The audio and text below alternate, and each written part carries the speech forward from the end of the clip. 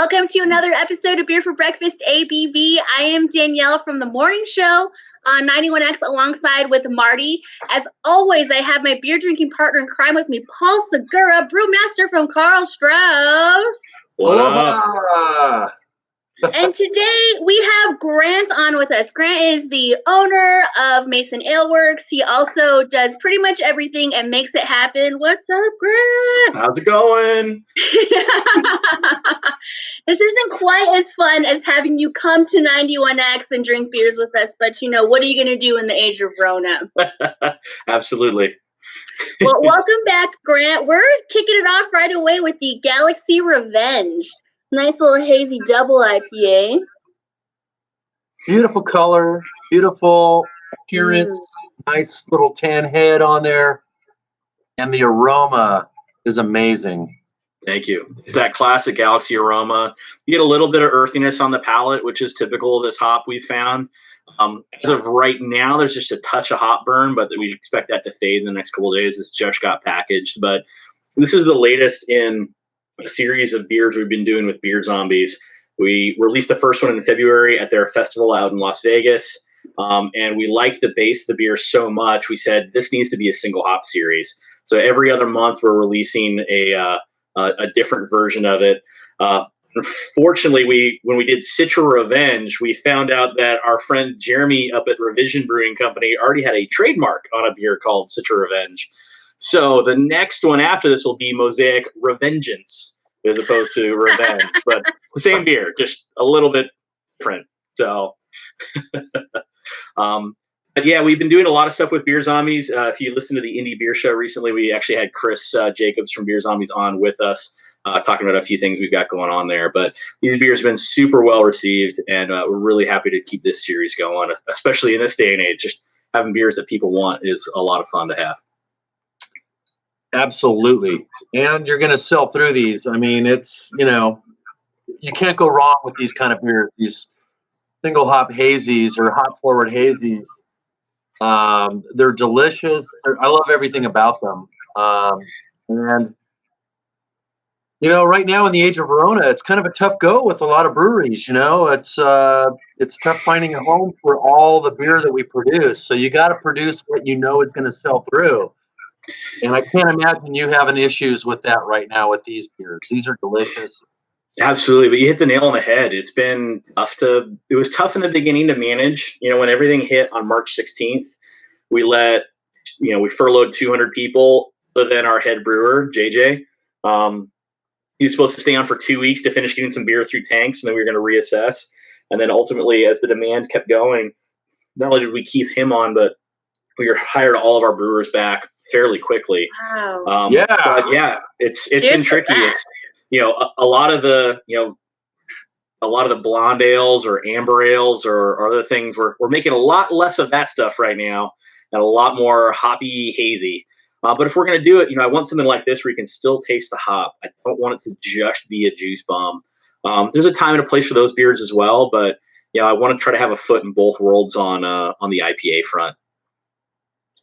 I would say that this is definitely a good balance of that. I don't get that mouth coating chalkiness that I sometimes get from a hazy. It's got a nice balance because me personally, I am a West Coast IPA I love the bitter.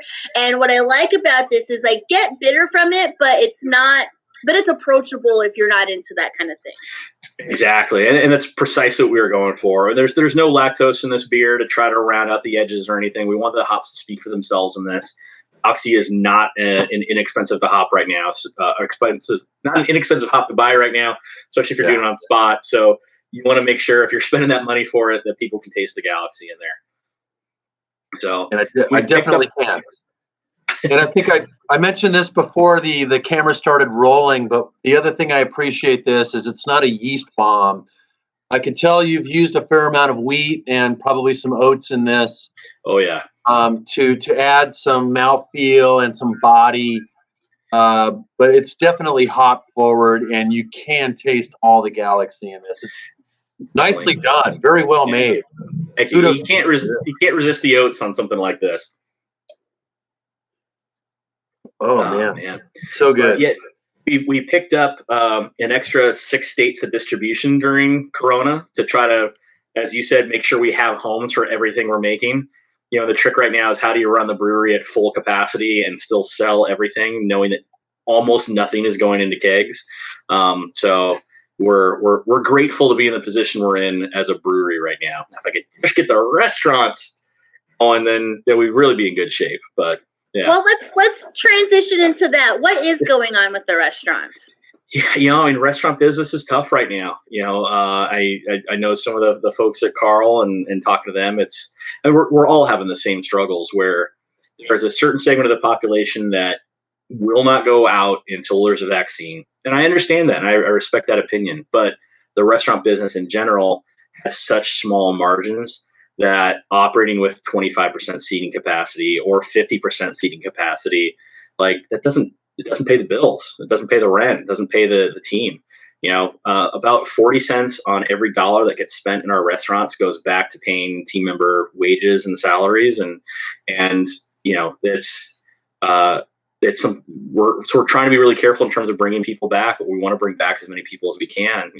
We feel like we have a responsibility to the team that's helped us get here to deliver, but we also want to make sure we're bringing people back and they're employed for good rather than having to refurlough them later on.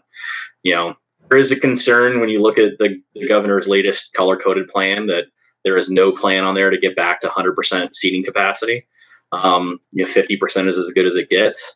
And though it's probably not on anybody's mind with how hot it was this last weekend, we're definitely thinking about, all right, well, what about come November and December when it's too cold for people to want to sit outside or it's rainy? I mean, how do you pay the bills then? So, well, and as beautiful as weather is in San Diego, let's be real here. San Diegans are very temperamental about the weather. If it's not between 72 degrees and 76 degrees and like sunny, but maybe a light breeze, we're not in happy times outside of that. So I can totally see where you're coming with that. Once we get into those colder months and.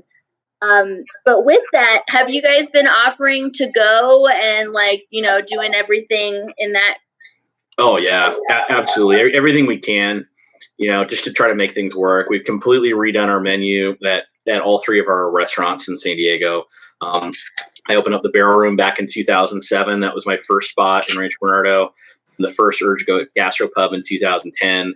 And then we opened up our Monolith in San Marcos just over 3 years ago. So definitely keeps us busy, but our coolest place, in my opinion, the San Marcos location has got a bowling alley, which we can't open right now. And we did a ton of private party business, which you can't have groups bigger than 10 still. So, we built Disneyland for adults and we can't use it.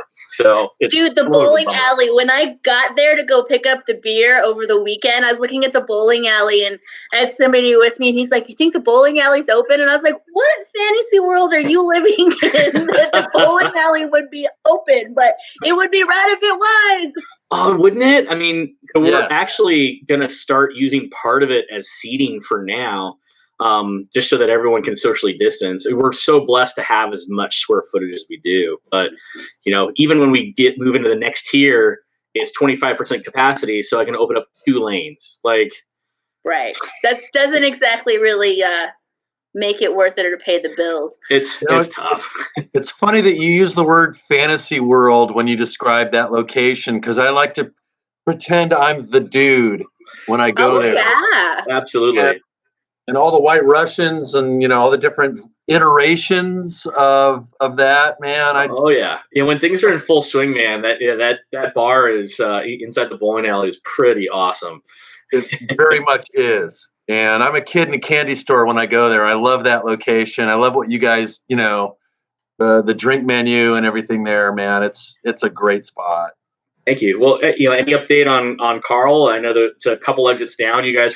The talk was you guys were putting something in there, but I know everybody's plans have changed the last 6 months. Yeah, I mean, we've had to put that on the back burner given everything that's going on. We still want to do that, but we're in a holding pattern with the rest of the world right now. It's a difficult 100%, time. man. I get it completely. For us, it's how do we sell more beer? Because that's part of our business that we can affect. But before the whole COVID kicked in, we were 90% a restaurant company, 10% a brewery, and now we're like 50-50. And that's great for the brewery, but it's having to prop up the restaurant operations for sure. Well, it's cool that you guys opened up other states, because I've been telling everybody, do what you got to do to get beer out the door, and whether that's to go sales, food and beer, or open up new markets or whatever it is, you got to get creative and you got to get aggressive.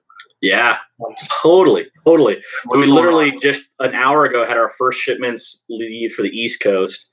So Galaxy Revenge is heading to Virginia, DC, Delaware, and Maryland. So, and then Philly next month, Indiana next month. We did our first shipment to Oregon last week. They're almost sold out up there. So good stuff, man. There's a lot of thirsty people. We can fill that need. So, yeah. What about this guy? Is this guy going anywhere? Or is this just the Duke leaves tomorrow for Colorado, but it's also here locally. So our longtime head brewer was an awesome gentleman by the name of Matt Webster. Unfortunately for us, he's with Juneshine now.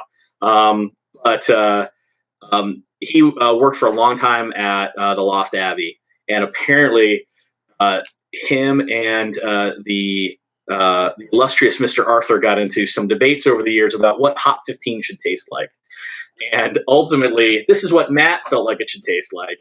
So this is one of the first beers he developed when he came over to us. So it's an annual release for us. People love this beer. At Urge and Rancho Bernardo, they call it the Pliny of Mason. I think that's high praise. I don't know if I would go that direction. They're two very different styles of beers, but there is, I believe, 13 or 14 different hop varietals in here. We couldn't name them all on the can because we ran out of room. We only list 9 on there. But this beer is a lot of fun to make, and it's definitely an ABV smuggler at 11%. This is 11%? Oh, you're this welcome. Will get you in trouble. Yeah. Oh, happy beer for breakfast to you. Wow. Yeah. It doesn't drink like you're completely right. It's a sniper. Oh, I would have tasted this, and I would have thought 8.5 or 9. Honestly, yeah. Oh, totally. So at Alpha King, 2 of the last 3 years, this beer has been in the top 10. We're submitted it again this year. Obviously, none of us will be out in Denver for it, but this is a fun one for that series in particular. Oh, actually, one of the people on the screen will be out there. Oh, Danielle, you're heading out to Denver? I wish. The first year I'm missing it. My judging, it got lost in the mail, I guess. But yes, Mr. Paul Segura will be out there judging beer in Denver for the Great American Beer Festival. I guess these are the perks of, being Paul Segura. Nice. I literally, on the screen right over here, just got an email from Chris Williams saying one of our entries didn't make it in time. But it's a Pilsner. I'm not worried about it. So they've divided the judging up into 3 different weeks this year. And, not everybody can make it out all 3 weeks unless you live, I don't know, fairly close to Colorado. Yeah. So we're snowing today, by the way. Right? It's really strange. Really strange weather patterns we're seeing right now. But me and a couple of other San Diego brew judges are going out this weekend, and we're going to give back to the industry in, the way we do is to judge beers for a full week and then hand it off to other people. That's very selfless of you to go out to Denver and judge beer for a week. Thank you for doing that for the people. My pleasure. It seems like the kind of thing Lee Chase would be all over. Does he have to be one of the guys?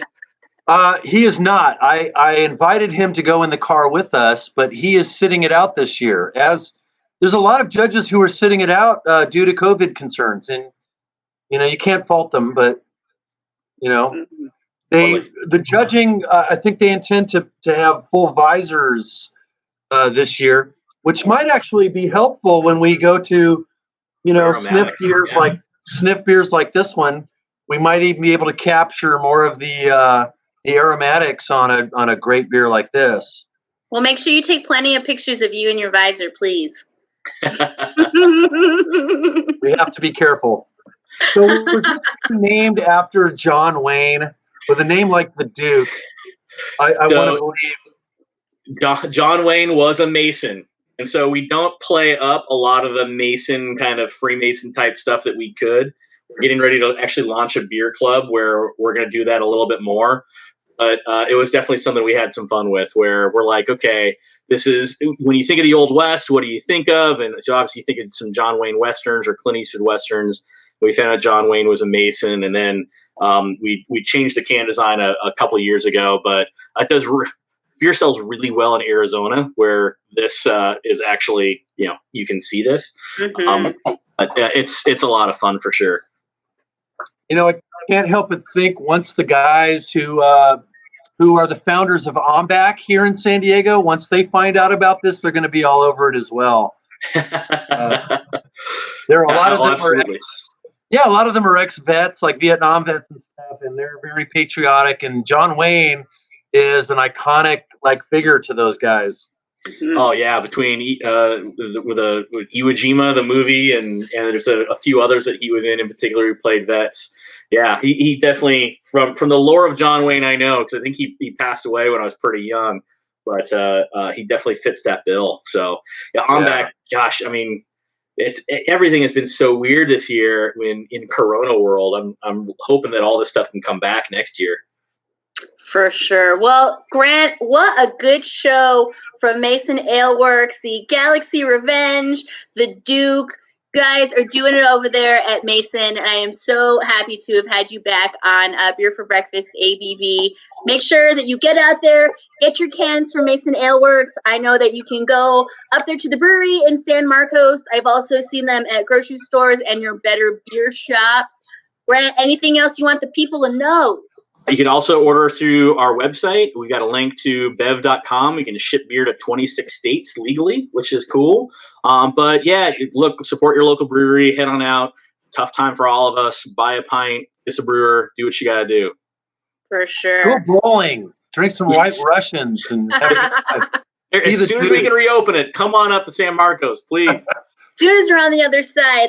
Friday morning, Paul Segura will be joining Marty and I on the morning show for Beer for Breakfast. We will be drinking Mason Ale Works, so please join us at 9:05 Friday morning. Grant, Mason Ale Works, thank you so much. Paul, as always, I could not do this without you. And cheers to independently owned craft beer and radio in San Diego. 91X.